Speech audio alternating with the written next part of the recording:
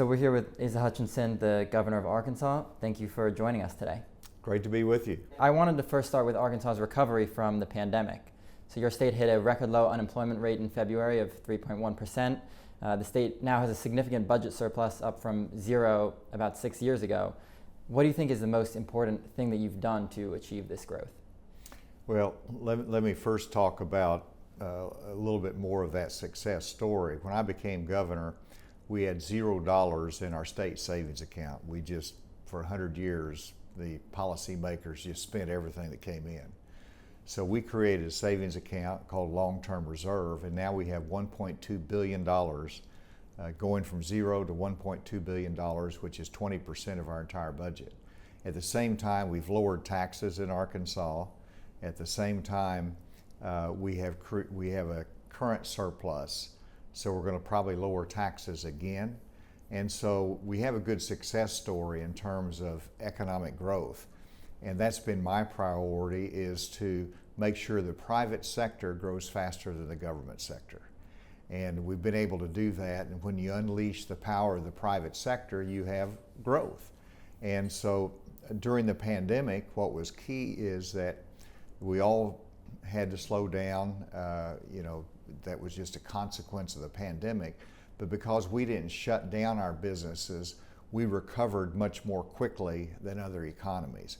I never did give a shelter-in-place order. I never said we're going to put on all of the restrictions and close businesses. We didn't define essential versus non-essential businesses. To me, all businesses are essential when they provide for a family. So that's helped us in the recovery, and so we now have more people working today than pre-pandemic. So it's not just a low unemployment rate, but people are actually working. And you said you've cut taxes. Obviously, inflation is hurting a lot of Americans right now. Do you think that the people of Arkansas are more well-positioned to deal with inflation than maybe other states are? Well, in the sense that we're trying to lower the taxes, put more money in their pocket, but no, the inflation and the high fuel cost is hurting Arkansans, and part of the reason is that many of our factory workers, they'll live on the farm, they live out of town, it might be an hour that they drive, and so the fuel costs are very significant. You've got them on our farms, the fuel costs for our agricultural workers in every arena. So while we are managing it, it's still a significant drain on the average Arkansan. Mm-hmm. One thing that you've also focused on is workforce development, and the Northwest Arkansas Council has an initiative. They're giving out $10,000 in Bitcoin or cash and a free bike to anyone who wants to relocate to the state. Has this program had success, and do you know how many people have taken up this offer? I don't know the number that's taken up the offer, but it has success, and it really reflects the growth in Northwest Arkansas particularly, but across the state. And so Arkansas led the nation in the percentage growth in migration. And so people are moving into Arkansas. Our population is growing, and that reflects it. And it's a marketing tool in Northwest Arkansas with it coming out of the pandemic. We have remote workers, and so we are able to attract remote workers who don't want to live in the big city, but they want to be able to work remotely for a big company, and they can do that from their home in Northwest Arkansas or anywhere in our state. And that's a big advantage to us because we have a real high quality of life, and Northwest Arkansas really illustrates that with its dynamic growth, its technology sector that is growing and expanding, of course, with Walmart's international headquarters and the new one that's being built with J.B. Hunt, that is a logistics technology center that engaged in the supply chain. All of those reflect why people want to move there to Northwest Arkansas. Mm-hmm. And I think you've focused a lot on the technology element. You've mandated computer science, and you've been adamant about connecting everyone to the internet, although Arkansas still lags behind in internet connectivity. You also lag behind in college computer science graduates. How important is creating this 21st century workforce, and What else do you think needs to be done to increase these skills and access to the internet for everyone? Well, we have made a lot of progress. We need to continue to make more. Whenever you look at our workforce in technology, we were the first state to require computer science to be taught in every high school. We went from fewer than 50 teachers that were certified to teach computer science up to over 650. And so we have really invested in that. In fact, right now we lead the nation, Arkansas leads the nation in the percent of schools that are actually teaching computer science. And so we've made progress. We hope that that will reflect itself in higher education, and we have more computer science graduates. My grandson is just graduating with a degree in computer science. Congratulations. And so it's happening, and it has to happen because of our technology companies. We're not only attracting startup technology companies, but our existing businesses, from retail to agriculture to steel, is really technology businesses that need this type of talent. Mm-hmm. And I do want to get back to the steel manufacturing in a bit, but first, going back to the pandemic recovery, in 2021 you toured the state, occasionally to some heckling from the audience, and you pushed Arkansans to get vaccinated. However, only 54% of the state remains fully vaccinated. Do you think that your push convinced more people to get the shot, and did that aid Arkansas's economic recovery? And is there anything that you might have done differently if you were able to go back? Well, I think it was successful. I'm the only governor that I'm aware of across the country that had town hall meetings on the importance of the vaccine. And there was a lot of resistance, and there continues to be a lot of resistance. But what we learned was that who do people trust? And it's their local doctor. It could be their pastor as well. And so you put those people together in a town hall meeting, and you hear the resistance. Then I ask people locally that people trusted to respond to it. And so it was education, it was information, it was answering tough questions. So I think it did make a difference. But we had confusing messages at the national level where science was dismissed, where conspiratorial theories were embraced. And that hurt us in a state such as Arkansas. And so, we worked through it, but the fact that we were able to increase the vaccination rate certainly helped us to come out of the pandemic. Mm-hmm. And unfortunately, your state still had some of the highest death rates from COVID, and the public health system is in the bottom 5 of all U.S. states. You're, recruiting talent to come to Arkansas, developing a workforce, but this sort of public health system might deter people from staying or moving into the state. What do you think needs to be improved in this system? Well, we need to continue to improve access in the rural areas of our state, but also to change lifestyles.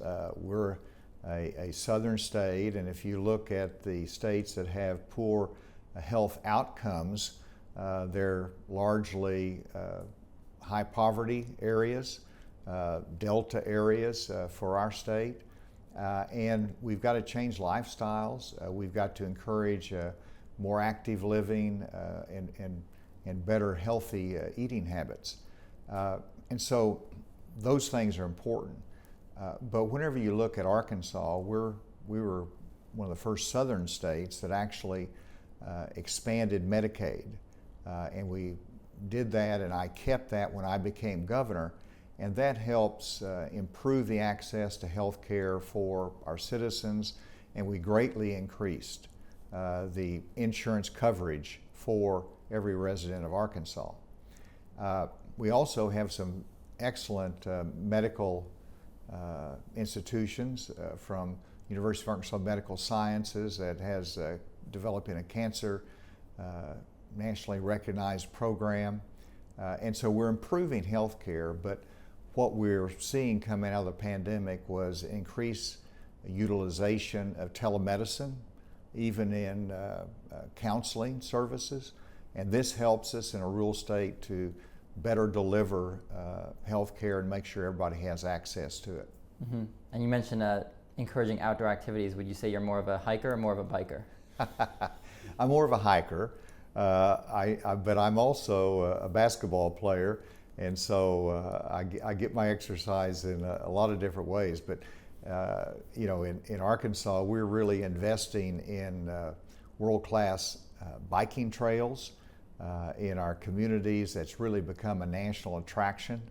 And so come to Arkansas, you can bike everywhere from the Delta Heritage Trail to some of the more difficult ones up in the hill country of Arkansas. Mm-hmm. And then, you know, but the hiking, we have state parks, we have 2 national forests, just beautiful scenery. When people think of Arkansas, sometimes they think of flatland, sometimes they think of the timberland in the south, but we've got incredible vistas, the Buffalo River, scenic river for canoeing.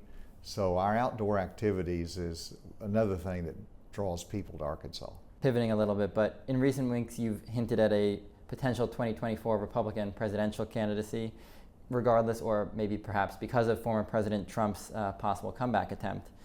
What do you think the best argument against Trump's nomination or the best argument for yours is?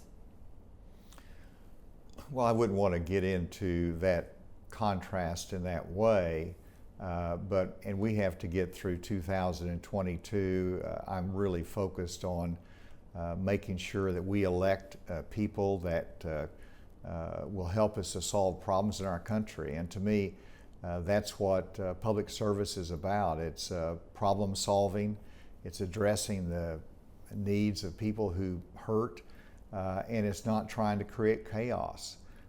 Those are clear principles of my governance that motivate me to look at leadership beyond 2022 and the presidential race in 2024. And so it's very important that we have leaders that look to the future, that want to solve problems, that understand the importance of America's reputation as America with heart and compassion. We reflect that in our history, and I want it to be reflected in our future as well. So that motivates me, and I care about it. I care about the American story. So we'll see where that leads, but obviously I'm setting the foundation in place to take a look at 2024. So, like you said, you know, it's a little bit early, but looking ahead, do you think you could give us maybe some odds on the chances that you're running in 2024? Oh, I'm not going to put odds on it, but the fact that I did go to New Hampshire this year, and I hope to go to other states, it shows that I am testing the waters, looking at it. And, you know, there's, you know, on the Republican side, more than 10 others that are doing it, probably 20. And, you know, the public has a way of figuring out, well, who's the right leader for this time? And so the public will do the winnowing of all the candidates that are out there. So we're going to see how, you know, whether my message is right for this time and something that the American public could embrace. Mm-hmm. Sarah Huckabee Sanders won the Republican nomination to be governor of Arkansas. She's likely to become the governor.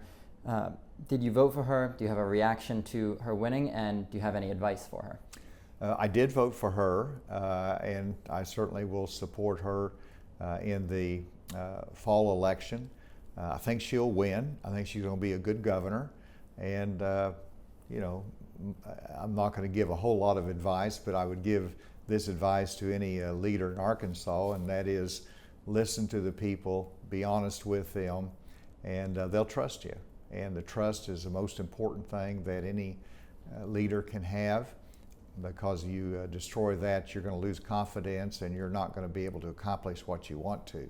She's going to do a great job. I think she'll be a good practical leader for the state. So, like I said, I did want to get back to manufacturing, and U.S. Steel, as you mentioned, recently announced the largest capital investment project in Arkansas history. It's $3 billion to build a new steel plant, and it is likely to be humming with all the new infrastructure spending. So one industry that does need steel is wind turbines, which are essential for American energy independence and reducing emissions. Would you like to see more wind turbine construction in the state? Well, we do some of that construction, and Oklahoma utilizes the wind energy to a great extent. Arkansas is not a real wind energy state. Ours is more in terms of solar energy, and so that has been successful in expanding solar energy, alternative energy sources. But in terms of construction, we're an ideal place to do that type of construction simply because we're centrally located. We have incredible experience in manufacturing, and we could be successful in it. So that would be an opportunity for us. Do you think that this investment is maybe the sign of a new trend of investment in manufacturing in Arkansas? In terms of the steel, yes, absolutely. And we're very proud of this because we started with Nucor-Yamada Steel, and then we built Big River Steel. Of course, it's a private sector investment, but those are major steel producing facilities in Arkansas. And then United States Steel out of Pennsylvania, of course, a very historic company, was wanting to build a new state-of-the-art, technologically advanced steel mill. We competed with various states. They looked at what we offered in Arkansas and they chose our state. It was a big win for us. And whenever we opened, we broke ground for that facility, the CEO said that Arkansas is one of the easiest places to do business. Our regulatory environment is amenable to manufacturing, and the permit process worked very smoothly. In fact, he said that Arkansas will complete that steel mill probably before it could be permitted in other states. And that's one of the reasons that we want. But $3 billion investment, 900 jobs, average salary of $100,000 apiece. This is a real change, an opportunity for our state. And whenever that's in operation, Arkansas will be the #1 steel producing state in the nation. And so it's a good calling card for us. And that lays the foundation for automobile manufacturing, wind turbine manufacturing, a whole host, because the accessibility of the steel right there. And it's so important in this time of inflation that we reshore some of this manufacturing that we've been dependent upon overseas in China. And we can bring this steel production back to the United States as we have done in Arkansas. Mm-hmm. And Arkansas also is an energy exporter, but you do still generate about a third of your electricity from coal. Do you want to see that replaced by other energy sources? I think over time you will see that replaced. But we have to be careful whenever not just we have to show our own energy independence, but we have to produce enough energy so that our allies can be comfortable and don't have to rely upon Russia. And so whenever you want to have that level of energy production, you don't want to take anything off the table right now. But over time, and you see in Arkansas, our coal producing facilities shifting to gas, and then we're also increasing the solar energy production as well. Mm-hmm. I do think it is a time where we want to keep energy sources online, but also to invest in new energy. And other states have offered incentives for energy producers. Right now, Arkansas's energy incentives mostly consist of efficiency incentives. Would you be interested in something where Iowa, they provide incentives for energy producers, and now 60% of their energy comes from wind? Do you think a similar program, maybe with solar, could be implemented in Arkansas to increase the energy production in the state? Solar is taking off in Arkansas. We don't need additional incentives. We have a very fair playing field, but we have a regulatory environment that is successful for solar energy. I'd emphasize really that you mentioned coal, but we have gas production for our energy. We also have hydro, and then we have nuclear as well. with 2 nuclear facilities. And so we have a broad range of energy sources that is very important for our state. And I expect that diversity to continue, and I expect under this current environment you'll see solar continue to grow. Right now, utility solar, but you'll also see a growth in residential solar as time goes on in our state. Mm-hmm. So on another topic, gun rights are also front and center after the tragic shooting in Uvalde, Texas. The U.S. right now has had more mass shootings than days in this year. What do you think should be done to prevent these shootings? Well, the most important thing we can do is to protect our schools. And it didn't work in Uvalde. There was failures there that resulted in deaths of innocent children and 2 teachers. It's a tragedy that struck every heart in America. And so we've got to refocus ourselves on making sure we have the right training, that we've got to make sure that we protect the schools from that kind of a assailant.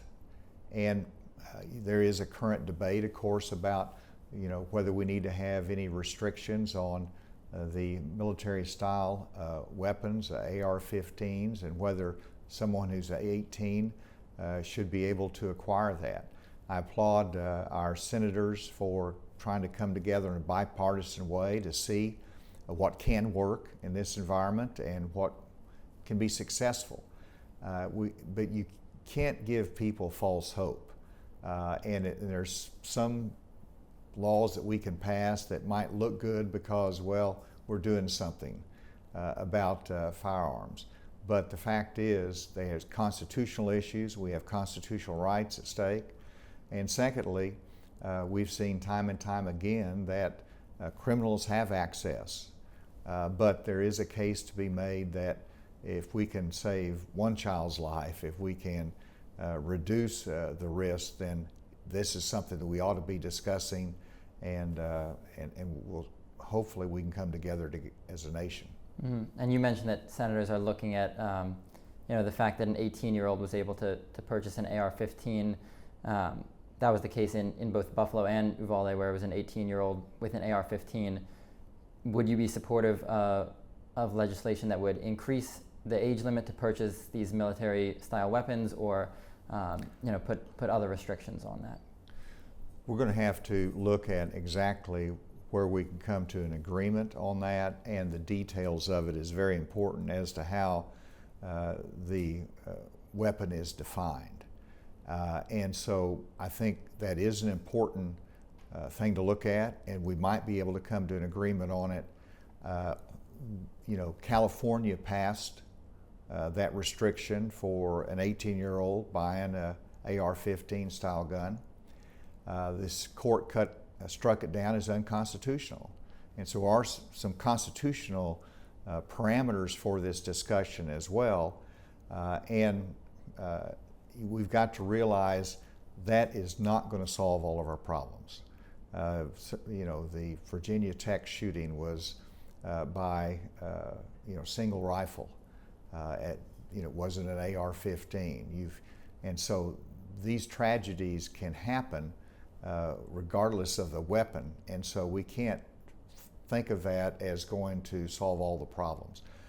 The result is we must, regardless of what we do, we've got to protect our schools to a greater extent, and the states are going to have to invest more, probably need to have some federal dollars that will be devoted to it as well. Mm-hmm. And on some other federal issues, you said that you don't want to see a federal abortion ban, but you did sign a trigger law that would ban abortion in your state if and possibly when Roe v. Wade is overturned. That law does not provide exemptions for rape or incest. Do you think that law should be revisited, and do you still want to go ahead with the law as signed if Roe v. Wade is overturned? People wonder why I signed that law if I disagreed with not having the exceptions in there of rape and incest.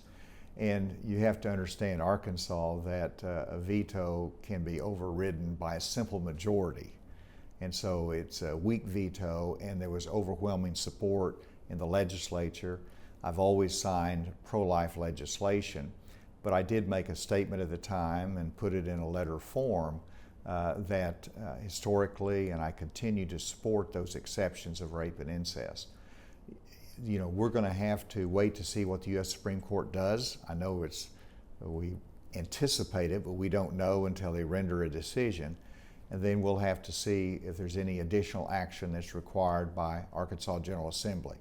But right now, you know, we do have a trigger law, and that would be come into effect once the Supreme Court, if they do, reverse Roe versus Wade. Mm-hmm. And do you believe that this issue should be left to the states, even if, you know, perhaps you pursue presidential campaign in 2024? Would you still want this to be a state level issue? Well, it should be a state level issue. I mean, I've been pro-life all my political career. I've wanted to reduce abortions in this country, and the basis in which we fought that battle is Roe versus Wade should be reversed and the authority should be returned to the states, because Roe versus Wade was wrongly decided. And so to me, it would be contrary to that long-held belief to say, well, now let's make prohibitions, or let's do something at a national level. I expect this to be, if the Supreme Court rules against Roe versus Wade and gives the states the authority again, that there'll be a very vigorous debate in the different states, and states will come up with different conclusions, and that's how our founding fathers designed our Constitution when it comes to these kind of public health issues. Mm-hmm. I think we're starting to run short on time here, but is there anything that you might want to say to people who are thinking about moving to Arkansas but have some questions? What's your best argument for the state of Arkansas? Well, the best argument is come visit us and you'll see all the reasons that Arkansas is growing economically, creating jobs, we're lowering taxes, but also we're investing in that quality of life, from health care to all of the outdoor activities that people value in life. It's a great place to raise a family. So I hope that people will look at that. Arkansas is growing. It's going to continue to grow in the future. Great. Well, thank you so much for joining us. Thank you.